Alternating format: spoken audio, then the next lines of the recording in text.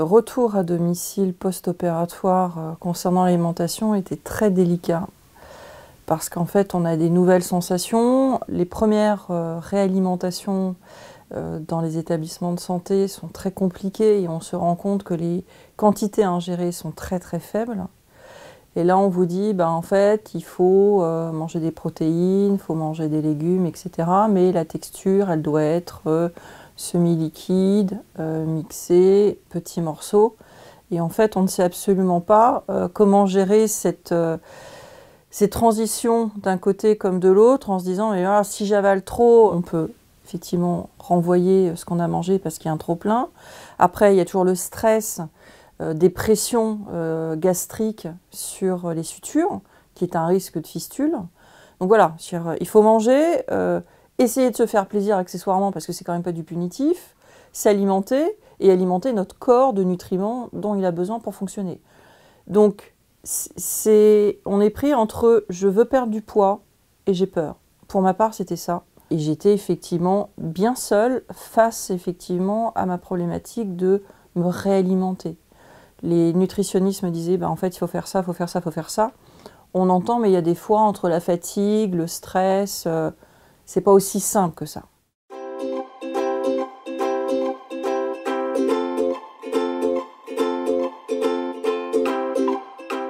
Les risques de post-op immédiat, de non-observance de protocole alimentaire qui est donné par l'équipe pluridisciplinaire en bariatrique, donc nutritionniste, diététicien, chirurgien, c'est que vous risquez effectivement de lâcher les sutures, d'avoir une voie alimentaire qui se vide dans les viscères et c'est l'équivalent d'une péritonite et une réhospitalisation avec une réintervention immédiate pour effectivement colmater la suture et nettoyer. C'est un risque vital de toute façon évident. Pourquoi aller chercher des ennuis ? Pourquoi ne pas écouter ? Pourquoi ne pas être observant alors que l'équipe médicale vous dit voilà, faites comme ça, faites comme ça, faites comme ça, c'est pas pour vous embêter. Et puis on est obligé de manger pour vivre. Donc on peut aussi se faire plaisir, mais avec une texture particulière qui répond à une problématique d'un instant T classique posé. Ce n'est pas une chirurgie esthétique, c'est une chirurgie viscérale qui est dans un rapport bénéfice-risque de votre état de santé présent à votre état de santé futur. Donc, il y a un protocole sur lequel l'équipe pluridisciplinaire et le patient doivent s'engager et le patient va le vivre le restant de sa vie. Donc il est dans son intérêt, il est dans notre intérêt d'être observant sur le mode d'emploi de ce qu'on va utiliser, la façon dont on va le faire, et tout en y prenant du plaisir. D'où le fait qu'effectivement, ce qui a été réalisé avec Goût de Santé est à la fois bon, avec quasiment aucun danger, si on écoute bien et qu'on n'avale pas son repas à toute vitesse, que c'est supplémenté et que effectivement vous limitez un maximum de risques, vous, de peur à être anxiogène et effectivement de coller de la pression sur les sutures gastriques que vous venez d'avoir.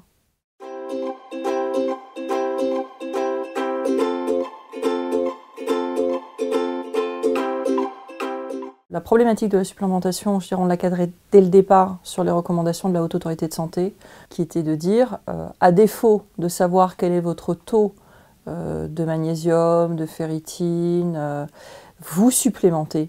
C'est un souci sur lequel on peut aisément ne pas avoir de problème si on est observant. Si on ne prend pas de supplémentation en disant « Oh, génial, super, magnifique, je suis dans l'euphorie de la perte de poids, je gère, je suis ultra fatiguée, ah, j'ai les ongles qui se dédoublent, ah, je perds mes cheveux, ah, je ne comprends pas, j'ai une espèce de déprime qui s'installe. » Mais en fait, tout ça, pour la plupart, sont liés à des carences vitaminiques et oligo-éléments et ferritine. Donc ça, c'est absolument pas utile. On le sait, c'est pas utile. Au-delà de ça, sur les gros carencés, on arrive quand même à des garniquets qui sont quand même des pathologies neurologiques irréversibles. Donc quand on sait qu'on peut régler un problème au quotidien en ingérant, ce n'est pas un médicament, c'est une supplémentation vitaminique dans votre intérêt vital, pourquoi on ne le fait pas? Moi, je le fais depuis le départ, depuis 16 ans, et sincèrement, je ne regrette pas et je continue.